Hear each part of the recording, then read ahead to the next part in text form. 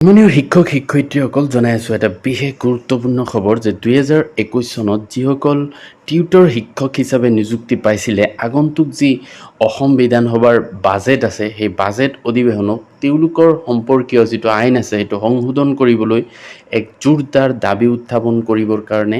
জনোৱা হৈছে আৰু সেই সম্পৰ্কে এটা গুৰুত্বপূৰ্ণ বাতৰি ওলাইছিলে সেই সম্পৰ্কে আপোনালোকক জনাম আপোনালোকে শেষলৈকে ভিডিঅ'টো ভালকৈ চাই যাব তো এইটো চাব পাৰিছে লিখা যে অসম বিধানসভাৰ আগন্তুক বাজেট অধিৱেশনত আইন সংশোধন কৰিবলৈ দাবী প্ৰাদেশিকৃত টিউটৰৰ আৰু এইটো 27 জুন তাৰিখে বাতৰিটো ওলাইছে বিগত 2-2.5 দশকৰ পূৰ্বে ৰাইজে প্ৰয়োজনত প্ৰতিষ্ঠা কৰা ৰাজহুৱা খণ্ডৰ ভেঞ্চাৰ শিক্ষানুষ্ঠানত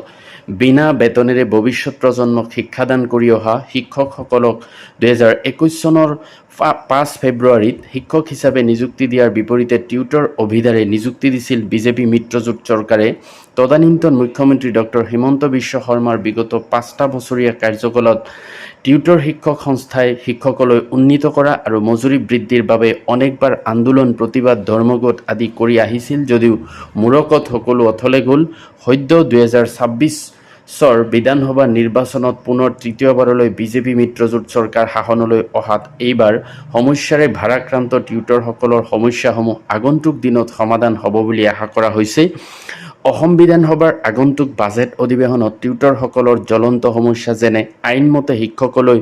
উন্নীতকৰণৰ ব্যৱস্থা কৰা প্ৰতিশ্ৰুতি অনুসৰি অৱসৰপ্ৰাপ্ত আৰু কৰ্মৰত সময়ত মৃত্যু হোৱা টিউটৰসকলক 10 লাখ টকা গ্ৰেচুইটি হিচাপে প্ৰদান কৰা সেল্ফ বেছ বিদ্যালয়সমূহৰ আন্তঃগাঁথনি উন্নীত কৰাৰ লগতে শিক্ষকৰ অভাৱ পূৰণ কৰা সমান কামৰ বিনিময়ত সমান দৰমহা প্ৰদান কৰি সংশোধিত মজুৰি বৃদ্ধি আদিকে ধৰি অন্যান্য সমস্যা সমাধান হ'ব বুলি প্ৰাদেশিকৃত টিউটৰসকলে অধীৰ আগ্ৰহেৰে বাট চাই আছে সাম্প্ৰতিক অসমত টিউটৰসকলৰ দুৰ্দশাৰ অনুভৱ কৰি চৰকাৰে প্ৰাদেশিকীকৰণ আইনৰ এক নিৰ্দিষ্ট ধাৰা অনুসৰি প্ৰয়োজনীয় সংশোধন কৰিব পাৰে বা সন্মত হ'ব পাৰে যি সংশোধন গত বছৰবোৰত অনুষ্ঠিত হৈ যোৱা বিধানসভাৰ অধিৱেশনত কোনো ধৰণৰ সিদ্ধান্ত গ্ৰহণ নকৰিলে তেনে সমস্যাৰে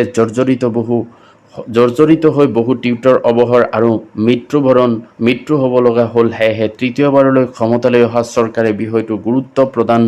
কৰিব বুলি ভুক্তভোগী টিউটৰসকলে আশা কৰিছে কাকতলৈ প্ৰেৰণ কৰা এক বিবৃতিত তিনিচুকীয়াৰ প্ৰদীপ কুমাৰ মৰাণ ডিব্ৰুগড়ৰ চৰিত্ৰ গগৈ আৰু গোলাঘাটৰ অতুল বৰাই বিগত দিনত টিউটৰসকলৰ কৰি অহা বঞ্চনা এইবাৰ যাতে বিড়ম্বনা নহয় তালৈ লক্ষ্য ৰাখি লগতে অসম শিক্ষাখণ্ডত সামগ্ৰিক উন্নয়নত গুৰুত্ব দিবলৈ আহ্বান জনাইছে